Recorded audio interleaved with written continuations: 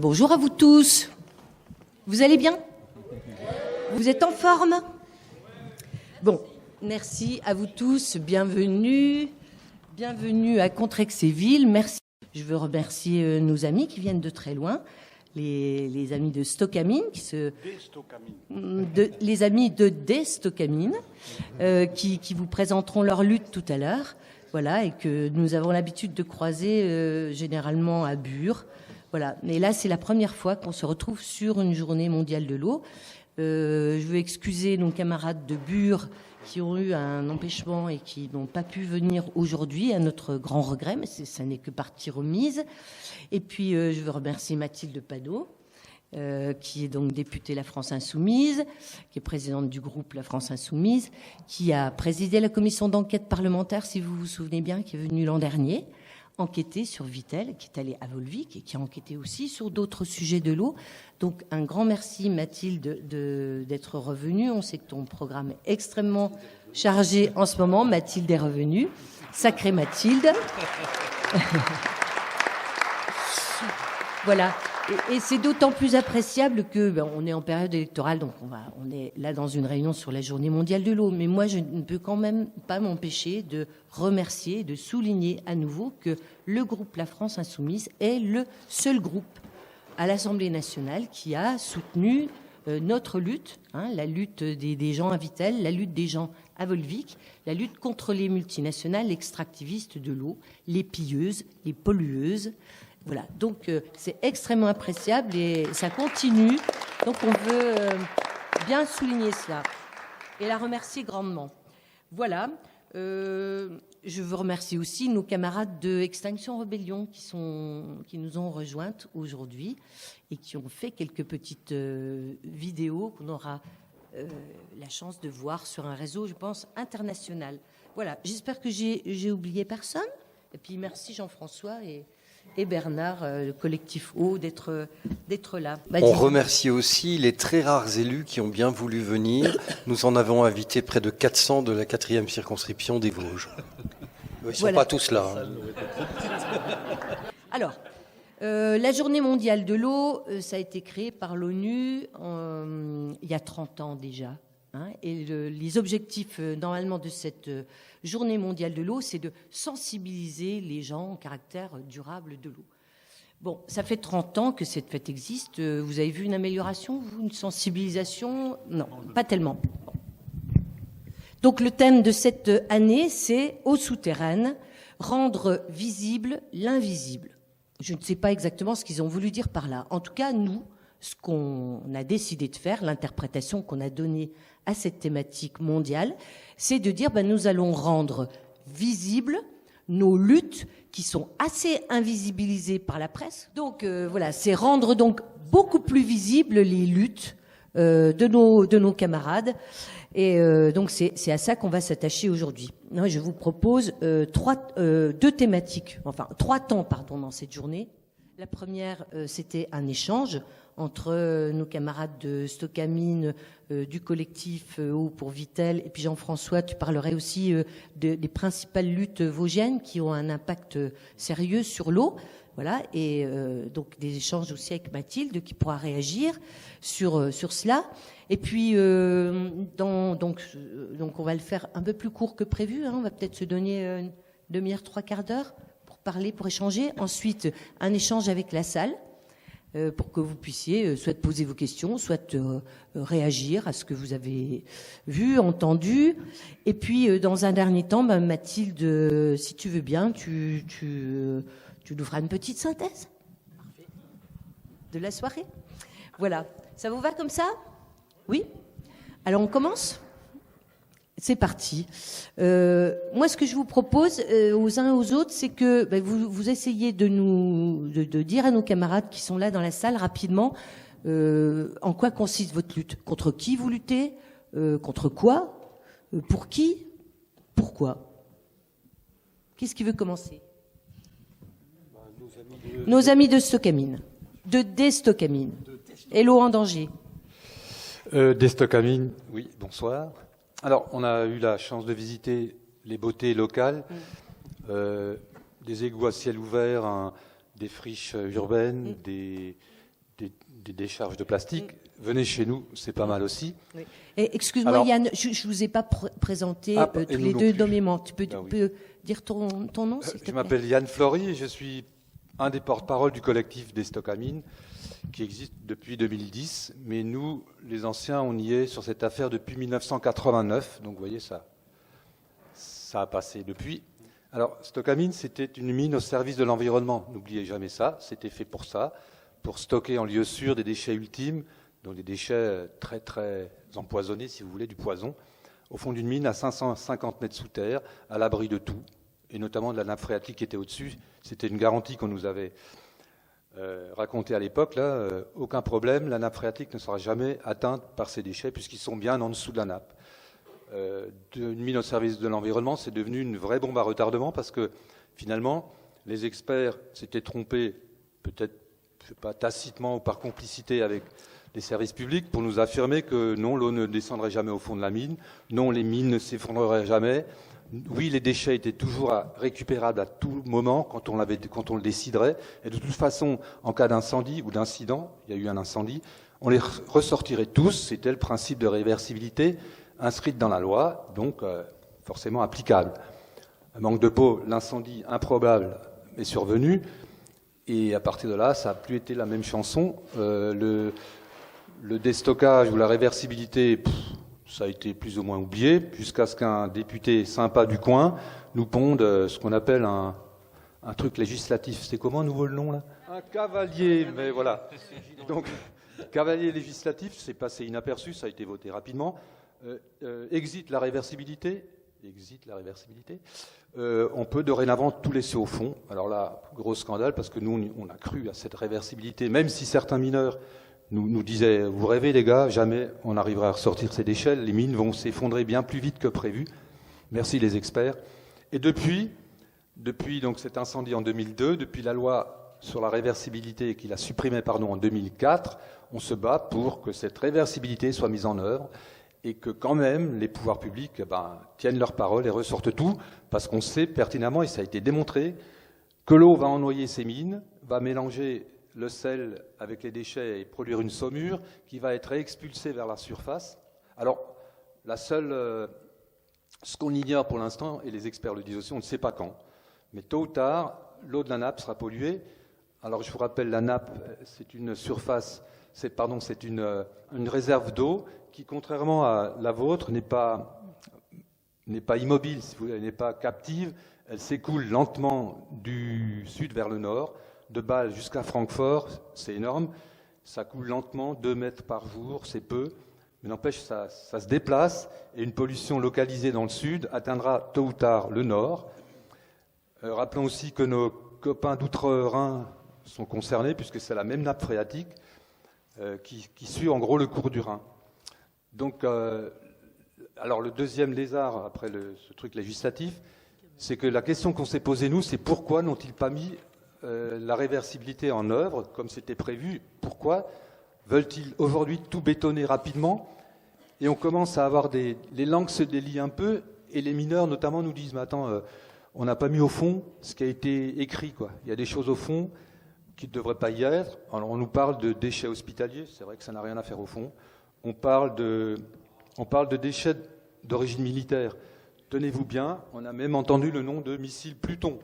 Alors, les missiles Pluton, franchement, on était loin de s'imaginer que ça pouvait descendre au fond d'une mine. Et pourtant, il y a dans le Grand Est 5 régiments d'artillerie qui ont tous été équipés de missiles Pluton. Des missiles qui ont été abandonnés depuis quelques années déjà. Donc on se dit, mais ils sont pas cons non plus, les militaires. Il y a un trou qui demande qu'à accueillir leurs déchets, allons-y, quoi. Or tout ça s'est fait frauduleusement. On peut même parler aujourd'hui d'un véritable trafic de déchets, ce qui au départ n'était pas du tout prévu. Et ce trafic se fait, à notre avis, avec la complicité des services de l'État et de la DREAL. Non, c'est pas possible, mais si. Et de l'État, bien sûr. Et si nos élus ne réagissent pas, on peut aussi très bien les trouver complices de ce système. C'est pour ça qu'on leur demande de réagir vivement, Encore une dernière chose, on a diligenté une enquête avec un service spécial dont j'ai oublié le nom, il y a 4-5 lettres qui le composent. Ce sont des gendarmes spécialement formés pour enquêter sur ces délits environnementaux.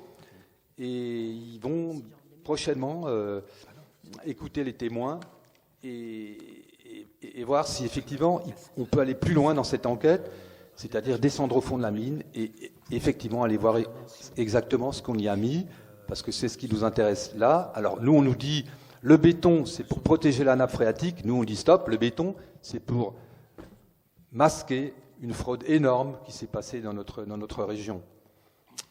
Voilà, je pourrais vous en parler pendant des heures, mais c'est pas mal. Philippe veut dire un mot, peut-être ?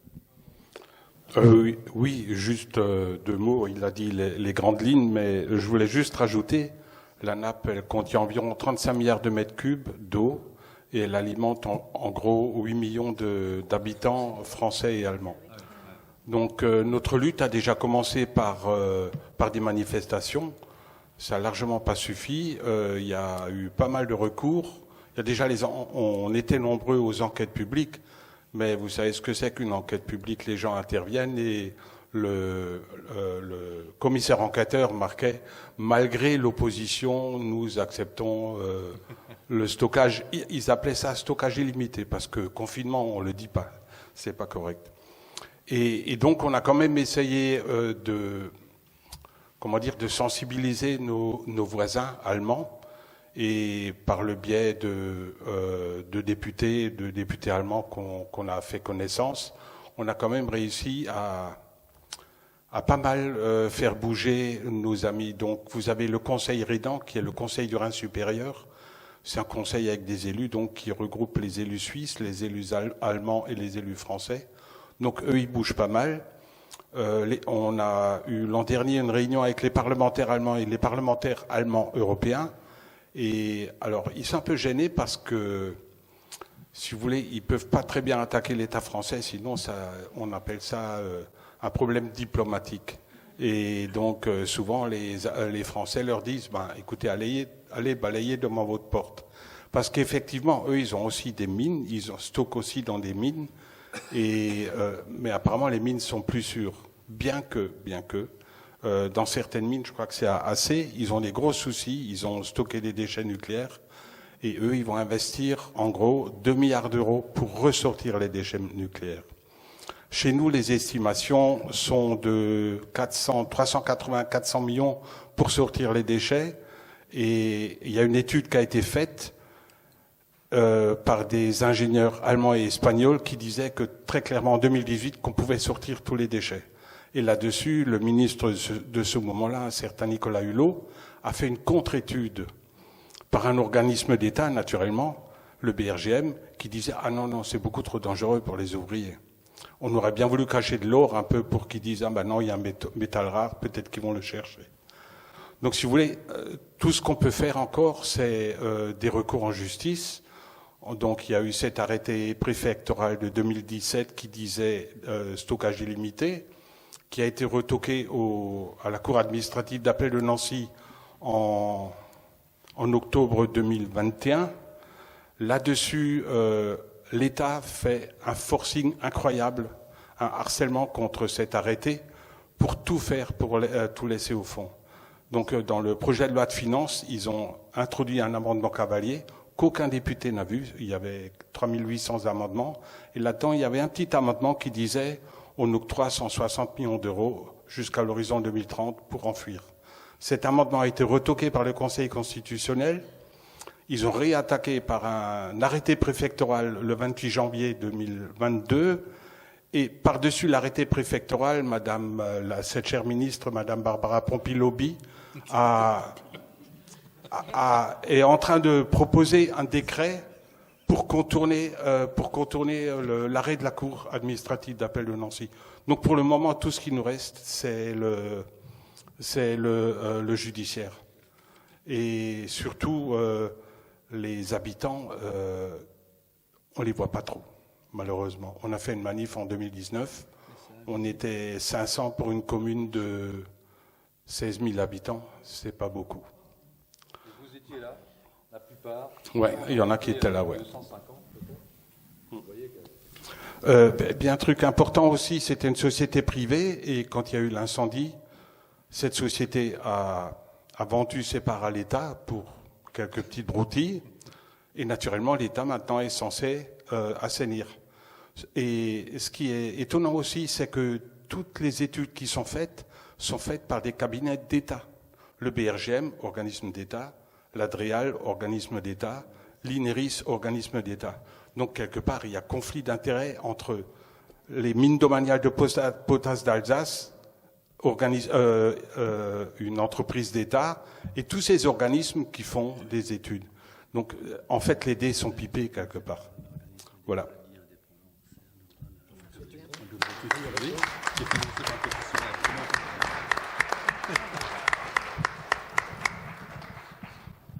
Oui. Alors, je vais enchaîner un petit peu avec les constats qu'en tant qu'association de protection de l'environnement, Vosges Nature Environnement, on fait par rapport à la question de la protection de la ressource en eau, qui est un véritable dénominateur commun, parce que qu'on examine les projets industriels, qu'on parle d'agriculture, qu'on parle d'autres projets, très souvent, on a ces impacts sur la ressource en eau qui ne sont pas pris en considération de manière satisfaisante. Et essentiellement, je vais aborder déjà deux points, c'est les impacts industriels et agricoles. Je vais commencer par l'industriel parce que par l'agricole, pardon, je vais faire le lien avec la nappe d'Alsace, qui est menacée de pollution par les déchets enfouis dans les mines, mais aussi par tous les pesticides et autres nitrates répandus dans la plaine d'Alsace. Et nous, dans les Vosges, on a aussi une agriculture qui utilise beaucoup de nitrates dans certains endroits, des pesticides, et on a des captages qui sont contaminés par ces polluants. Et on a des captages dits prioritaires au titre du Grenelle et au titre d'une autre disposition réglementaire, notamment dans l'ouest vosgien. Et ces captages sont dits prioritaires parce qu'ils sont pollués au nitrate et ou aux pesticides. Et puis au-delà de ces captages prioritaires, il y a les captages traditionnels qui font l'objet de protection par l'État, qui devraient normalement apporter une garantie par rapport à la non-contamination. Et ces captages font l'objet d'arrêtés de protection avec des périmètres rapprochés, immédiats, rapprochés et éloignés. Et c'est l'ARS qui, en fonction des études de l'hydrogéologue, qui considère que la nappe est pas peu ou très vulnérable, qui prescrit dans l'arrêté un ensemble d'interdictions dans les activités humaines pour protéger la ressource. Et ça, ces projets d'arrêté, ils passent à une commission où je siège, au CODERST, en préfecture. Et on a eu plusieurs exemples de captages dits très vulnérables, et pour lesquels, bien sûr, l'ARS dit, attention, là, il faut faire attention, donc au niveau des activités, interdiction des pesticides dans les jardins, des particuliers, interdiction des pesticides par les collectivités locales, pour les chemins, partout, il faut être prudent. Et par contre, on continue à les autoriser pour les agriculteurs dans le périmètre de protection rapproché. Alors, bien sûr qu'on soulève la contradiction. On lui répond, mais il s'agit d'un compromis. On ne peut pas comme ça, au niveau économique, supprimer les pesticides dans les pratiques agricoles. Et puis, nous, on fait des analyses. Donc, on recherche les substances qui se retrouvent dans l'eau, est-ce qu'elles sont en dessous des seuils, etc. Dès lors qu'on ne dépasse pas les seuils autorisés, on considère que les agriculteurs travaillent bien, et donc on peut continuer à autoriser les pesticides. Seulement, il y a une faille dans le raisonnement, même plusieurs. C'est que, d'une part, les analyses sont peu fréquentes, tous les 2, 3, 4 ou 5 ans. Donc, il peut y avoir des pollutions qui échappent complètement. Deuxièmement, la question des seuils, c'est très relatif, parce qu'au fil du temps, ils se sévérisent de plus en plus, parce qu'on voit qu'ils ne sont pas efficaces en termes de santé publique. Puis troisièmement, surtout, il n'y a pas une connaissance exhaustive de l'ensemble des substances utilisées. Et en plus, les substances commerciales utilisées produisent des métabolites, des produits de dégradation. Donc on a des centaines de substances, plus ou moins toxiques, qui ne sont jamais recherchées et qui peuvent être très toxiques. Et comme on ne les a pas trouvés dans les analyses, l'eau est bonne. Bon, hein, c'est évident. Et puis en plus, au-delà de la question des seuils, c'est la question de la toxicité des substances. Et on a dans les pesticides de nombreux perturbateurs endocriniens qui, eux, n'obéissent à aucun seuil. Au contraire, c'est à des doses infinitésimales qu'ils sont toxiques. Donc voilà, on est confronté à cette problématique où d'un côté on dit on surveille, ne vous inquiétez pas, de l'autre vous pouvez y aller puisque vous ne dépassez pas les seuils, etc. Alors je fais le lien avec la nappe d'Alsace parce que lors d'une réunion d'un captage prioritaire dans les Vosges, on a eu une alerte lancée par l'ARS. Ah, attention, attention, le S-métolachlore qui se dégrade en métabolite avec des perturbateurs endocriniens. Il faut dire aux agriculteurs qu'ils ne l'utilisent plus celui-là, il est dangereux. Je dis, mais attends, j'hallucine, là. C'est un produit qui a bénéficié d'une autorisation de mise sur le marché, que les agriculteurs utilisent parce qu'il est, autorisé. Et après, plutôt que de l'ARS de prendre ses responsabilités, de le retirer du marché ou de dire stop, on dit, de toute façon, les agriculteurs, il ne faut pas l'utiliser, faites attention. Hein. Donc, s'il y a une pollution, en quelque sorte, ce sera de votre faute. Mais c'est hallucinant, quoi. Alors, en Alsace, la nappe est contaminée en partie par ce produit, dans les Vosges aussi, mais rien ne se passe, on ne le retire pas du marché, et il y a des débats actuellement à l'agence de l'eau qui vote une motion pour l'interdire. Enfin, on n'en sort pas. Il n'y a pas de décision qui ferait que on constate un danger, on prend des décisions politiques pour l'arrêter. Donc ça c'est, moi je trouve assez emblématique de la politique actuelle et du rapport de force des lobbies. On reconnaît d'un côté qu'il y a des risques, mais il ne faut pas trop compromettre l'activité économique. Et ça, on le retrouve au niveau de l'industrie, bien sûr. On a le privilège dans les Vosges quand même d'avoir la rivière quasiment la plus polluée aux pesticides. Et ça se situe à Gérardmer, en tête de bassin. À l'origine, c'est un petit ruisseau. Hein. Parce qu'on y a développé, très très près de Gérardmer, des blanchiments. Alors les blanchiments sont des industriels qui apprêtent, qui colorient, qui teignent les tissus, des tissus bruts qu'ils importent d'Orient, d'Extrême-Orient, voire d'ailleurs. Et qu'est-ce qu'on a constaté à travers les analyses réalisées? Qu'il y avait des taux de pesticides extraordinaires. Pour vous donner une idée, le taux limite pour l'eau potable, c'est 0,1 par pesticide, 0,5 pour l'ensemble des pesticides, microgrammes. Et là, on atteint jusqu'à 150. Vous voyez l'ordre de grandeur. Mais c'est pas grave parce que la norme de qualité environnementale pour le glyphosate et son métabolite, c'est 450. Bon, on peut encore en mettre, il n'y a pas de souci. C'est assez hallucinant. Et alors là, ce n'est pas une pollution agricole, c'est une pollution industrielle. Parce que les tissus sont des tissus importés, il n'y a pas de réglementation qui interdit des tissus avec présence de pesticides. Et eux, comme ils les lavent et les traitent, tout repart dans la rivière. Et c'est en été, c'est les effluents, les rejets des stations d'épuration industrielles qui font le volume d'eau dans le cours d'eau, parce qu'il est quasiment à sec. Et, bon, j'ai fait des prélèvements, fait analyser. À la sortie d'une station d'un industriel, ça monte à 980. Oui. Mais non, c'est pas grave, parce que pour l'Adréal et les organismes d'État, même si la rivière est dégradée sur 1 kilomètre, c'est pas une raison pour la déclasser, d'une part. Et puis là, quand il y a dilution avec les affluents, eh ben, on passe en dessous des normes de qualité environnementale, donc on peut continuer. Et on n'arrive pas à se sortir de cette situation par des décisions politiques. Il faut dire que les élus locaux là-haut sont comme les élus dans cette région, c'est l'emploi d'abord. Donc on ne va surtout pas faire quelque chose qui risquerait de fermer l'entreprise. Bon, voilà deux types de pollution industrielle et agricole avec des conséquences sur le milieu aquatique assez identiques avec les pesticides. Une troisième, pour terminer, c'est un centre de compostage. Alors, quand on parle compostage, on pense que c'est une activité qu'on doit soutenir, développer, hein, le recyclage des végétaux, etc. Bon, cette plateforme de compostage, déjà, elle a été installée en haut d'un bassin versant. Vous imaginez.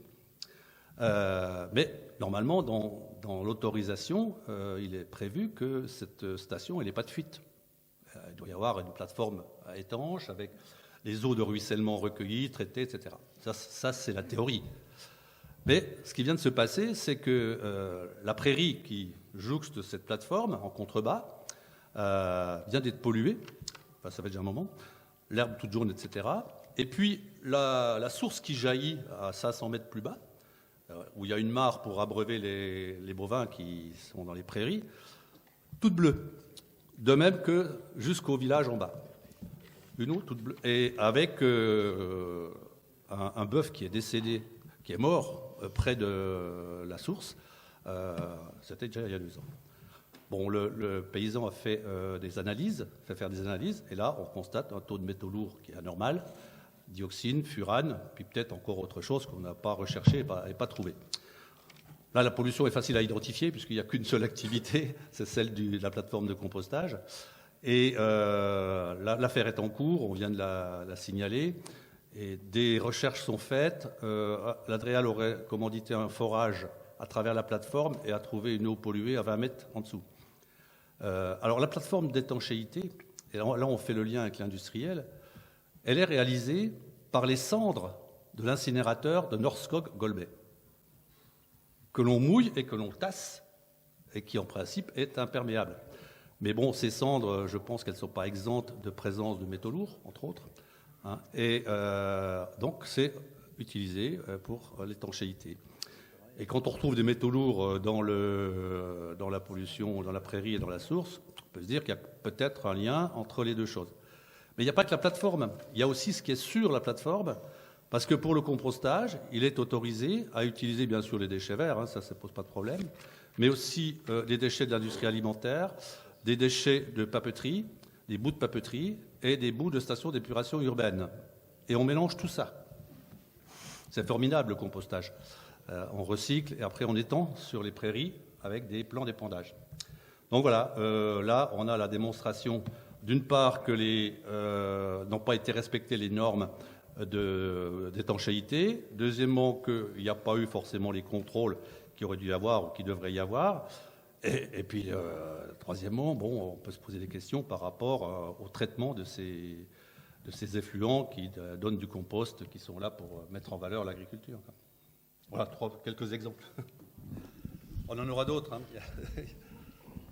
Alors, rapidement, pour le collectif O 88, qu'on co-anime avec Jean-François, René-Lise et quelques autres, je rappelle simplement que c'est un collectif d'associations qui réunit l'association de sauvegarde des vallées et de prévention des pollutions, qui réunit Oiseaux Nature, qui réunit UFC Que Choisir Vosges et qui réunit Vosges Nature Environnement. Voilà, ça c'était pour poser le décor. Alors, moi je voudrais intervenir rapidement pour dire qu'il y a des messages d'espoir, mais aussi des messages de désespoir. Sachons les mesurer. En espoir, c'est la solidarité entre les luttes.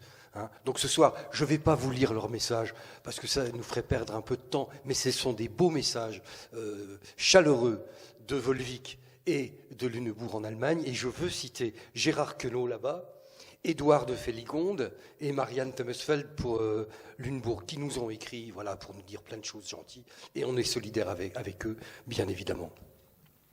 En espoir, nous surestimons tous Nestlé et les multinationales, qui sont beaucoup plus fragiles que nous l'imaginons. Nous pensions que leurs stratégies étaient des stratégies de long terme, très élaborées. En fait, depuis 6 ans, nous maîtrisons le calendrier. Et Nestlé, ici à Vittel, n'est que dans la réaction, jamais dans l'action qui fonde des choses. Ils ne savent que reculer, d'accord, dans le court terme, mais ils bénéficient de beaucoup trop de protection, ce qui fait que leur pillage continue. On déplace les dates qui nous sont pourtant imposées, y compris par le calendrier européen. L'ANAP des GTI devait être équilibré en 2015, on a repoussé en 2021, on repousse en 2027 et on nous dit que la Commission européenne s'apprête à repousser en 2032.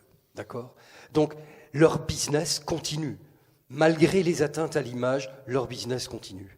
Et donc l'aspect désespoir, c'est que le temps joue pour eux parce que ce sont des structures inhumaines.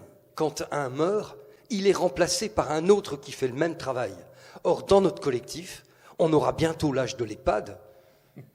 Oui, mais il faut le dire comme ça. Hein. Et elle est où la relève? Qui va continuer la lutte? Nous l'avons commencée, elle n'existait pas avant 2016. Hein, et qui la continuera ensuite? Ça, pour moi, c'est un sujet qui est très prégnant. Il faut de la jeunesse, il faut du relais, autrement tout ça va s'écrouler.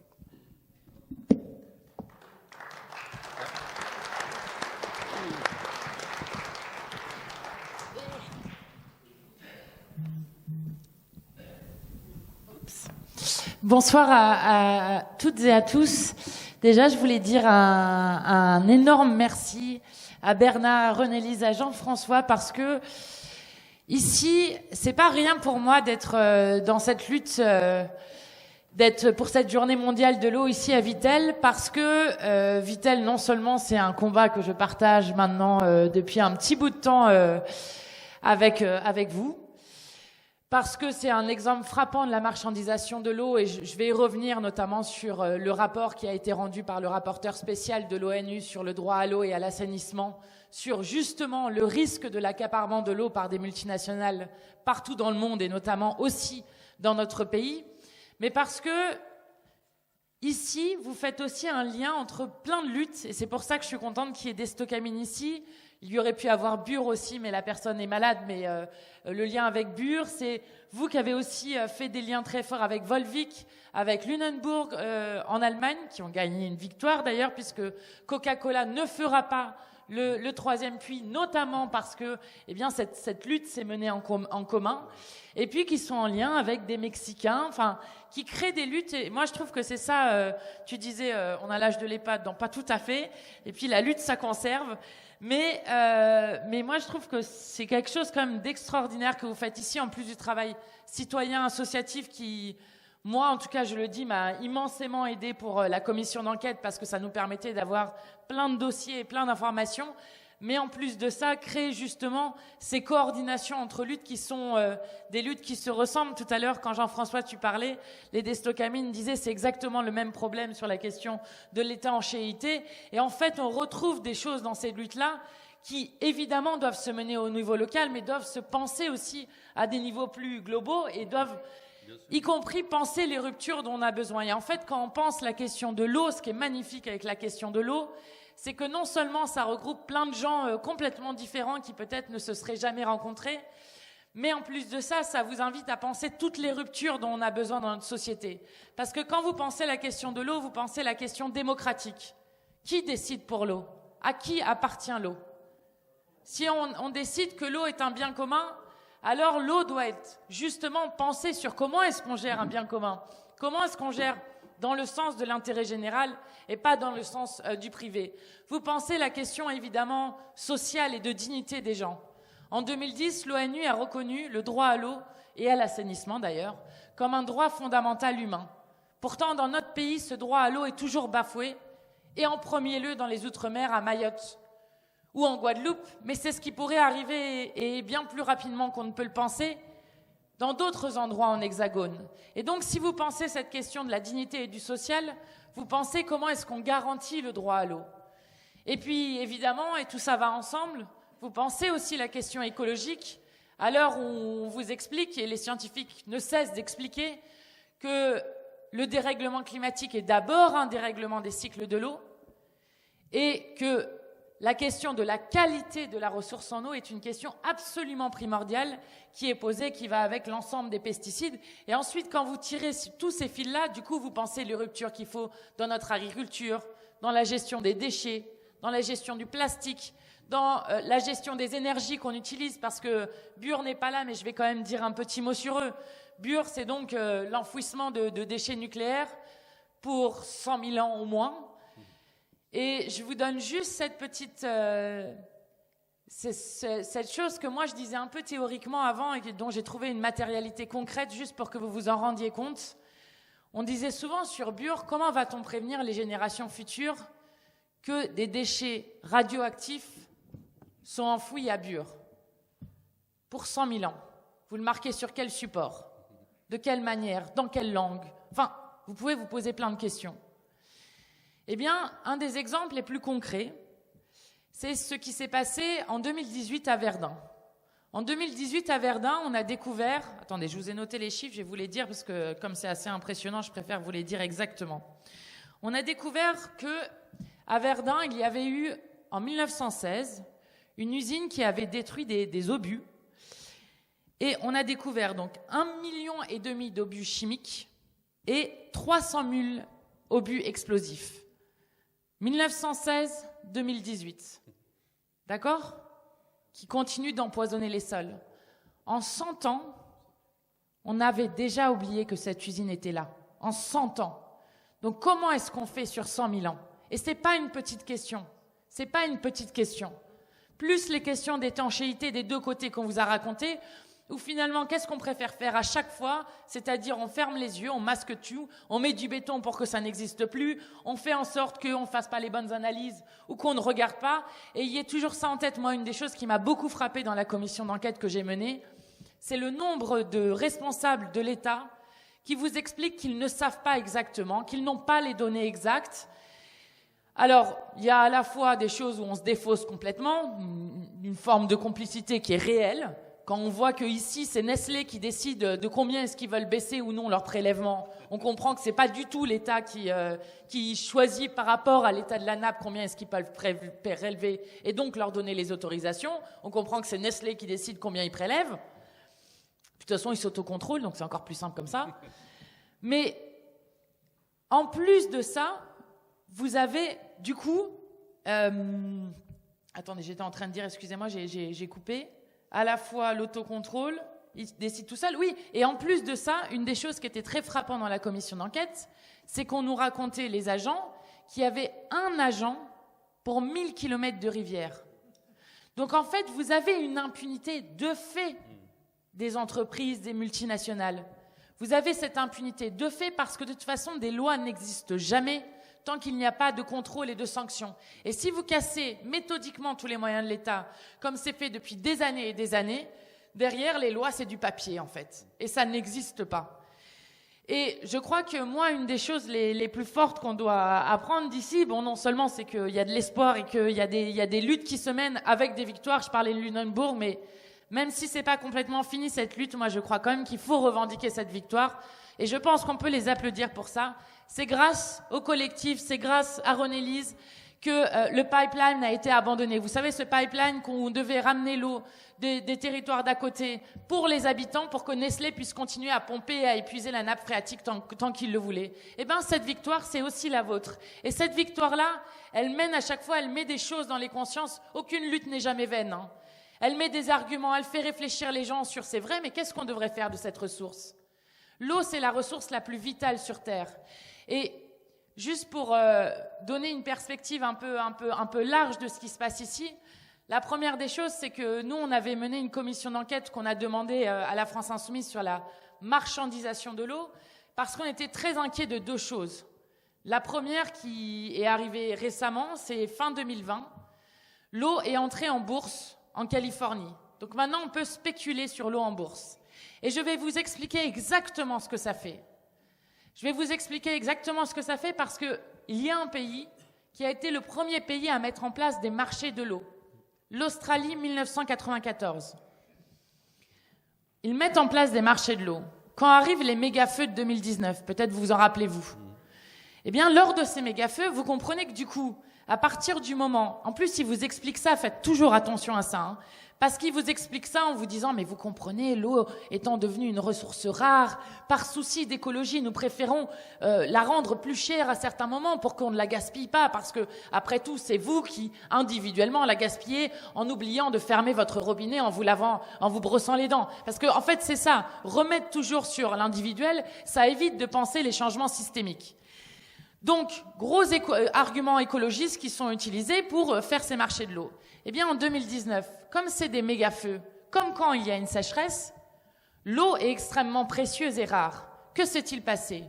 Une entreprise singapourienne a décidé de vendre des millions de mètres cubes d'eau à un fonds de pension canadien pour pouvoir arroser des amandiers pour des amandes qui étaient destinées à l'export. There is no alternative to pricing water properly and making people realize that every time they take a sip of water, there is an opportunity cost, and they feel it in their wallet. Sur les marchés de l'eau australien, l'unité, c'est le million de litres.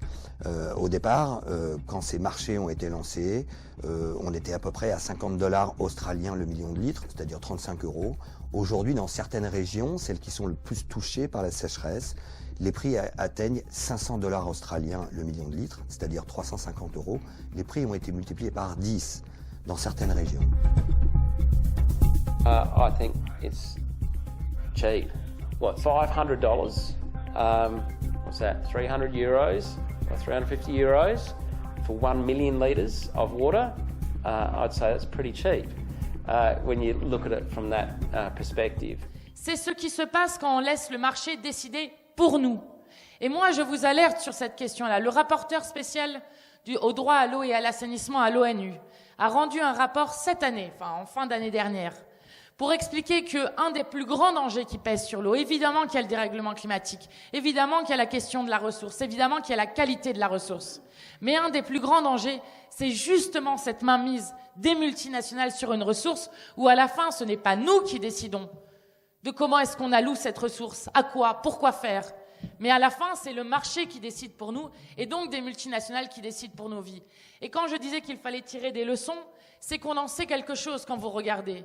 On en sait quelque chose lorsqu'il y a eu des mensonges comme à Stocamine où on a expliqué à tout va que c'était réversible, qu'il n'y aurait aucun souci. S'il fallait enlever les déchets extrêmement toxiques, on pourrait les enlever et qu'à la fin, ce n'est pas réversible. Comme on a menti d'ailleurs un peu partout, à chaque fois dans ces projets-là, vous voyez que la démocratie a été complètement ignorée.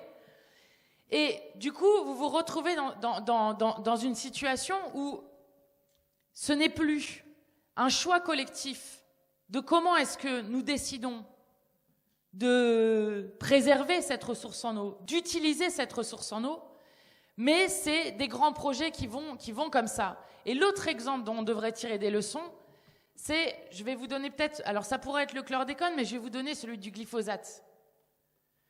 Le glyphosate, on sait qu'on est tous empoisonnés au glyphosate.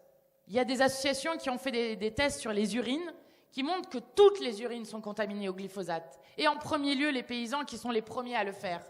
Le chlordécone, un peu dans le passé, mais quand même, le chlordécone, qui est donc un insecticide qu'on a utilisé sur les bananeraies aux Antilles. On l'a utilisé en France jusqu'en 1990, en France hexagonale. Et puis pour les Antilles, on a donné encore 3 ans parce que, soi-disant, les producteurs de bananes ne savaient pas faire autrement, alors qu'ils font autrement aujourd'hui. Jusqu'en 1993. Le résultat, c'est quoi? Parce qu'en fait, alors c'est une décision du passé, mais c'est une décision qui court toujours. Le résultat, c'est que pour 600 à 700 ans, les sols, les êtres, toutes les nappes phréatiques et tous les cours d'eau sont contaminés au chlordécone, avec quand même dans les Antilles le plus fort taux de cancer de la prostate au monde. J'ai une sociologue de la santé que j'aime beaucoup qui s'appelle Annie Thébault-Moni, qui dit il faut qu'on arrête d'être dans une société où on donne des permis de tuer aux entreprises.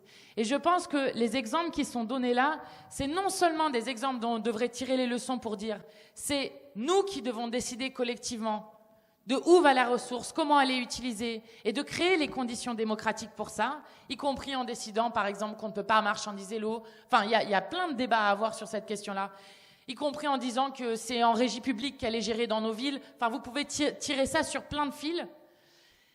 Et de la question de la préservation de la ressource qui appelle des ruptures extrêmement fortes et d'apprendre de tout ce qu'on sait déjà, et qui nécessite là aussi de prendre des décisions extrêmement fortes sur est-ce qu'on continue avec une agriculture qui fait qu'un paysan se suicide tous les jours dans notre pays, avec tous les empoisonnements qu'on a, parce que glyphosate, on saura dans quelques années ce que ça fait exactement. On sait déjà des cancers, il y a déjà des procès de gagnés, mais on ne voit pas encore tout ce que ça crée. Donc, cette question de l'eau, elle est primordiale parce que si on réfléchit cette question de cette ressource en eau, de la ressource la plus vitale sur Terre, alors c'est une manière aussi de se réapproprier nos vies, nos santé, aussi des choix politiques qui vont être structurants à l'avenir parce que moi, j'ai pas envie de vivre dans un pays où on se retrouve avec des gens qui, d'un coup, en fait, n'ont plus d'accès à l'eau, parce que c'est ce qui se passe déjà, par exemple, en Guadeloupe. En Guadeloupe, si vous êtes en Guadeloupe, vos enfants, ils ratent jusqu'à 1 mois et demi de cours par an parce qu'il n'y a plus d'eau à l'école. Il y a des familles, ils n'ont que de l'eau que le dimanche. Et en fait, ce qui se passe en Guadeloupe n'est pas quelque chose d'exotique et éloigné.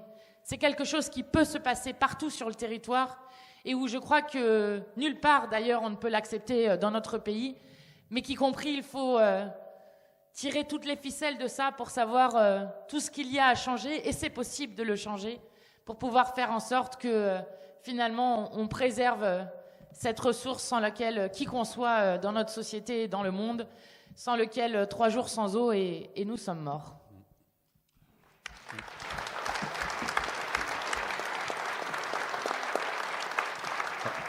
J'ajouterai un petit point pour faire le lien entre, et la responsabilité de l'État, entre l'autorisation de polluer un petit peu les captages, donc d'induire le fait que les consommateurs savent que cette eau du robinet, elle n'est peut-être pas de si bonne qualité que cela.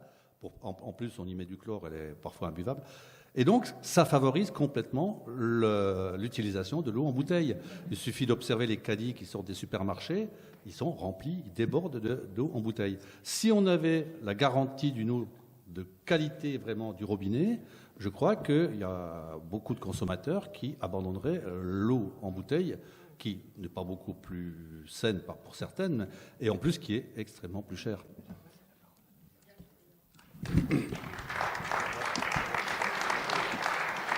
Merci beaucoup à vous, Sac. Merci beaucoup, parce que à chaque fois, moi, dans ces réunions, j'apprends plein de choses, moi aussi. Il y a pas que vous qui apprenez des choses en écoutant celles et ceux qui luttent, mais moi aussi, j'apprends sur les différents exemples qui sont donnés plein de choses.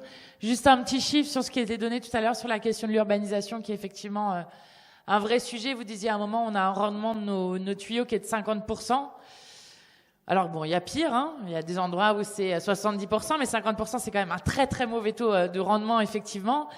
Et juste pour vous donner quand même une idée de ce qui se passe au niveau du pays sur cette question-là, au niveau du pays, on a estimé que on perdait en fuite d'eau, donc parce qu'on n'a pas rénové les réseaux, l'équivalent de la consommation annuelle de 18,5 millions d'habitants. Donc non seulement parce qu'on a l'impression que c'est pas grave, ça retourne à la nature, mais ça va se charger de tout ce que l'eau va rencontrer justement en retournant, que ça soit dans les nappes, que ça soit dans des cours d'eau. Donc en fait, bon déjà c'est grave écologiquement, en fait, c'est pas juste pas grave. Et puis c'est surtout que ça vous coûte cher, parce que vous comprenez que l'eau que vous potabilisez, vous la payez sur vos factures, et quand il n'y a que 50% qui arrivent au robinet, ben vous avez des factures qui sont quand même beaucoup plus chères. Donc cette question-là est très importante. Et peut-être que c'est à partir de ce point-là, puis il y en a plein sur la neige, sur la méthanisation, sur l'énergie nucléaire, parce que juste réfléchissez toujours que le fleuve le plus nucléarisé de notre pays, c'est le Rhône, dont on sait que les scientifiques nous disent qu'on aura une baisse de débit entre 10 et 40% d'ici juste à 2050, et avec en plus un autre problème qui est non seulement que les réacteurs nucléaires, vous l'avez dit, réchauffent l'eau, mais c'est surtout que l'eau va se réchauffer aussi.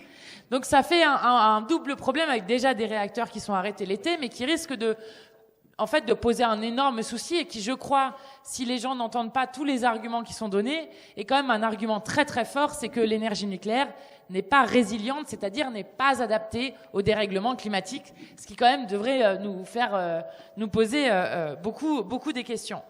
Mais peut-être qu'à partir de tous les exemples que vous avez donnés, ça rejoint ce que je disais sur le fait que l'eau permet de penser les ruptures dont on a besoin. En fait, on est un peu à une croisée des chemins actuellement. On est un peu à une croisée des chemins où on se dit, bon, bah, c'est pas grave, on continue, quitte à aller dans le mur dans certaines choses, quitte à créer une souffrance humaine dont vous avez très bien parlé, monsieur, parce que j'ai parlé, et vous avez reparlé du cancer de la prostate, mais on pourrait reparler des femmes qui pleurent en regardant leur fille qui ne pourra jamais avoir d'enfant parce que infertile à cause du chlordécone, parce qu'il y a des malformations, parce qu'il y a des problèmes cardiaques, parce qu'en plus se rajoute une loi sur le sucre qui n'est pas respectée, qui fait que les Antilles vivent un fléau en termes d'obésité, de diabète, qui sont par ailleurs les facteurs de comorbidité du Covid, avec en plus un système de santé qui est d'une maltraitance sanitaire. Enfin bon, bref, je suis... Enfin, il y a quand même des choses qui se rajoutent et je vais aux Antilles demain, donc ça me tient à cœur de continuer sur ce combat-là. Mais donc je disais, soit on continue la fuite en avant avec tout ce que ça veut dire de souffrance humaine et de souffrance en général pour le vivant, avec même une question à la fin de savoir si on garde des écosystèmes qui sont compatibles avec la vie humaine, parce que c'est quand même de ça dont on est en train de parler. D'autant plus quand on parle d'eau, parce que imaginez-vous sans eau et on comprend assez rapidement ce qui se passe, ou avec une eau tellement polluée qu'on ne peut plus la boire, ou soit on change radicalement le modèle de société, de notre modèle de produire, de consommer, d'échanger, et qui permet justement de garder un écosystème qui est compatible. Et moi, je veux juste vous alerter sur quelque chose, c'est que là, vous avez donné beaucoup d'exemples, soit de lutte, soit d'exemples qui nous paraissent à toutes et tous scandaleux de ce qui se passe. Mais il y a une forte tendance, les multinationales ont, pour certaines, déjà anticipé ce moment-là, ce moment de colère citoyenne où plein de gens se rendent compte du problème qu'il y a autour de la ressource en eau. Comment est-ce qu'ils l'ont anticipé pour mieux continuer en avant? La technologie. Et une des choses sur lesquelles est en train de travailler, par exemple, Veolia, ça s'appelle l'osmose inverse basse pression. L'osmose inverse basse pression, l'idée, c'est de vous vendre une eau plus pure que pure. Donc on va faire un processus qui est par ailleurs extrêmement coûteux, que vous retrouverez sur vos factures, qui rejette un substrat dans les milieux naturels, donc pollue en fait les milieux naturels, avec en plus une utilisation d'énergie extrêmement forte, et avec une eau qui est à la fin tellement pure de pure que vous devez la reminéraliser pour pouvoir la boire. D'accord? Donc la remélanger. Pourquoi est-ce qu'ils essayent de vous faire ça? Bon, déjà parce que ça leur rapporte de l'argent, ça leur permet de faire une technologie sur le dos, notamment des Franciliens, parce que c'est en Île-de-France qu'ils sont en train de monter ça, et puis ensuite de pouvoir l'exporter partout. Mais c'est surtout que si vous faites ça, pourquoi est-ce qu'on devrait changer le modèle agricole par rapport aux pesticides si on est capable de faire une eau plus pure que pure? Pourquoi est-ce qu'on devrait changer, enfin, dans tous les exemples qui ont été donnés, pourquoi est-ce qu'on devrait changer sur la question du plastique, sur la question des déchets, sur tout ça? On n'a plus besoin de changer, en fait, puisque nous sommes capables de faire une eau plus pure que pure. Comme les usines de dessalement qui sont en train de faire à certains endroits. En Guadeloupe, ils sont en train de parler d'une usine de dessalement alors qu'ils ont 3 fois plus de ressources par an et par habitant, parce que 70% de l'eau prélevée part en fuite. Alors le taux de rendement, il est encore pire que le village dont vous parliez. Mais ça veut dire que, en fait, l'usine de dessalement, c'est juste la fuite en avant. Alors parfois, il y a besoin. À Mayotte, il y a une très peu de ressources en eau, donc peut-être qu'on peut le penser. Mais ça doit être des exceptions. Or, en fait, pourquoi est-ce qu'ils continuent ça? Ils continuent ça parce que comme ça permet de dire, bon, bah, on fonce dans le mur. Tout le monde le sait, les scientifiques le savent, les associations alertent, mais par la technologie, on va pouvoir continuer et puis continuer à avoir comme objectif principal quand même le profit. Et en fait, dans le truc un peu noir qu'on est en train de décrire depuis tout à l'heure, il y a quand même quelque chose qui, pour le coup, réouvre aussi des horizons beaucoup plus heureux. C'est qu'en fait, si on prend à bras-le-corps cette question de l'eau et qu'on réoriente toutes nos politiques publiques sur cette question de la préservation de la ressource, ça veut dire déjà créer des centaines de milliers d'emplois. Parce que si on veut rénover les réseaux d'eau dans notre pays, il va falloir de l'emploi. En plus, c'est de l'emploi français, c'est Saint-Gobain, c'est plein d'emplois aussi en régie publique, si on veut qu'on reprenne à Veolia, Suez et Lassor la gestion de l'eau dans nos villes et dans nos villages. Ensuite, ça veut dire aussi de remettre en fait des décisions sur du temps long, d'arrêter d'être sur une tyrannie du temps court, qui est le temps du capitalisme, qui est le temps du profit, et de se remettre sur quelque chose qui est beaucoup plus calqué sur les cycles de l'eau justement, et qui nous permet de revoir des choses sur du temps long, des politiques sur du temps long, et où justement on réfléchit de manière systémique à la question de l'eau? Qu'est-ce que ça crée, ce qu'on fait, la méthanisation qu'ils sont en train de développer partout dans le pays? Qu'est-ce que ça crée sur les cours d'eau? Qu'est-ce que ça crée en termes de pollution? Pourquoi est-ce que finalement on demande à des paysans de devenir des créateurs d'énergie ou des fournisseurs d'énergie? Quand on réfléchit 2 secondes à la question, parce que les paysans, ils n'arrivent pas à vivre de leur travail. Et que peut-être c'est ça le problème, plutôt que de faire en sorte qu'on fasse des méthaniseurs sans réfléchir à tout va et de partout dans le pays. Et je crois que ça, c'est quand même les grandes questions et les grandes causes communes qui devraient nous animer, parce que c'est en fait nos conditions de vie et d'existence collective digne et d'existence individuelle digne qu'on est en train de poser avec la question de l'eau. Et ça mérite des débats démocratiques. Et ces débats démocratiques, c'est possible en fait de dire à une multinationale à un moment, ça vous ne le ferez plus, ça c'est interdit, ça vous allez baisser, ça sera non, ça on va déstocker parce que c'est impossible, même si ça coûte 380 millions, même si ça...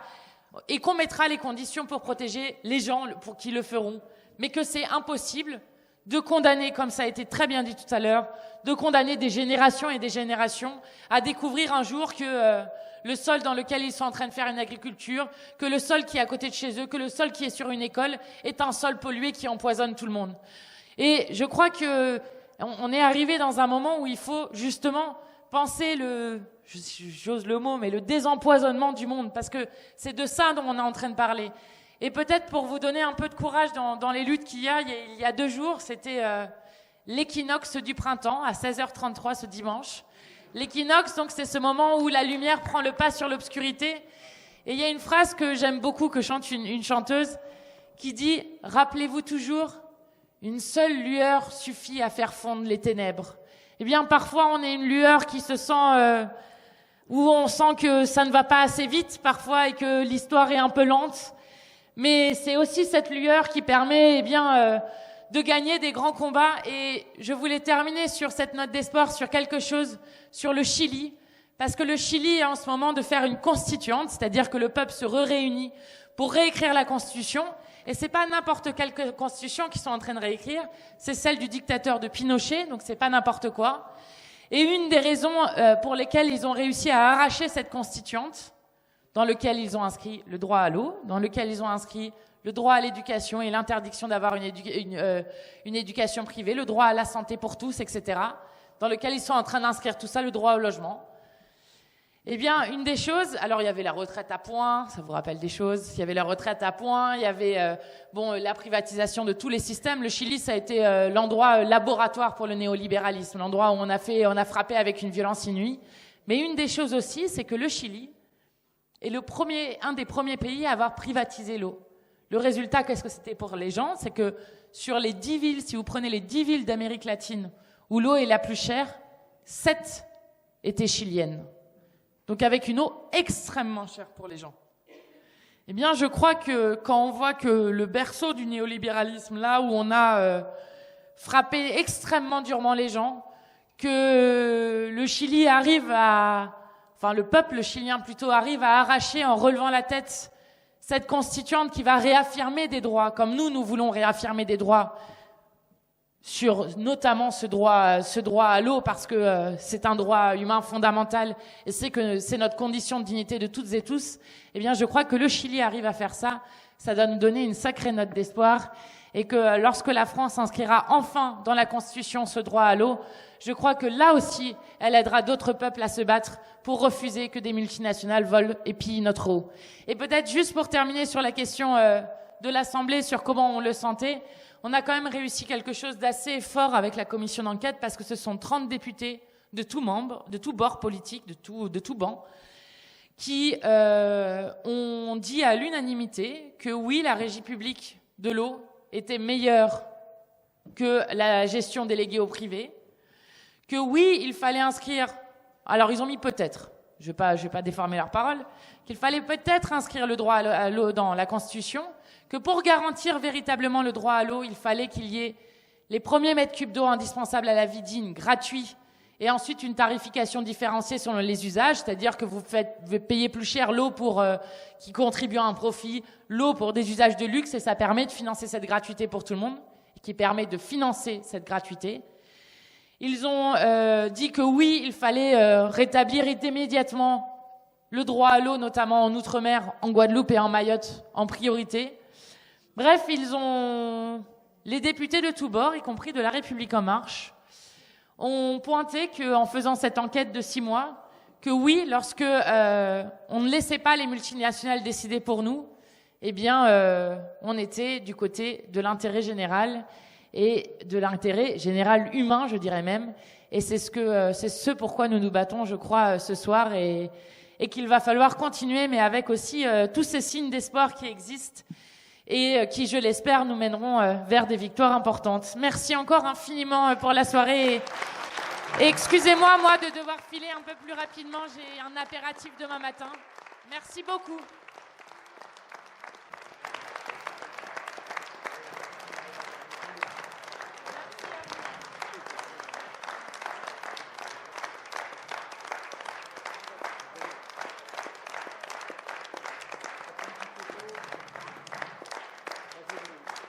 Merci à vous tous pour votre participation.